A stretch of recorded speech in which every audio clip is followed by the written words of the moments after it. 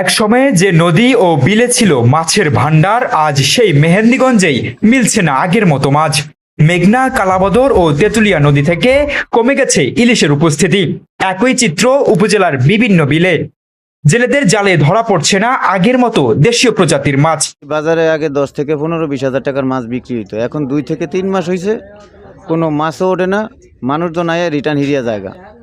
নদীতে কোনো মাছ নাই, বিলে খেলেও কোনো মাছ নাই। 2-4টা যাই ভাইতো ওষুধ দিয়া, চায়না জাল মায়না জাল দিয়া মাছগুনি মারিয়া। এতে চরম হতাশায় পড়েছেন উপজেলার প্রায় 4,000 নিবন্ধিত জেলে। স্থানীয়দের অভিযোগ, অসচেতনভাবে এবং নিয়ম না মেনে মাছ শিকারের পরিস্থিতিকেই আরো সংকটময় করে তুলছে। বিশেষ করে ইলিশের প্রজনন ও বেড়ে ওঠার সময়েও কারেন্ট জাল দিয়ে মাছ শিকার করা হচ্ছে ঝাটকা ও ছোট ইলিশ। ফলে দিন দিন কমে যাচ্ছে ইলিশের মজুত। মাছ না পরে না, যেমন আমার 2-3 মাস তাই মাছ পরে না। গাঙ্গে তেল টেল নেয় জাইলারা, মাছ পায় না, তেলের পয়সা দিতে পারে না।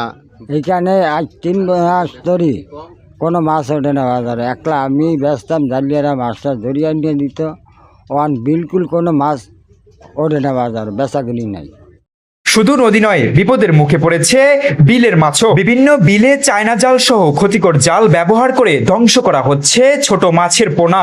নদী বিশ্লেষকদের মতে শুধু অতিরিক্ত মাছ শিকারই নয়, নদী ও জলাশয়ের দূষণ, পানির পরিবেশের পরিবর্তন এবং ক্ষতিকর ও নিষিদ্ধ জালের ব্যবহার সবকিছু মিলিয়েই তৈরি করেছে এই মাছের সংকট।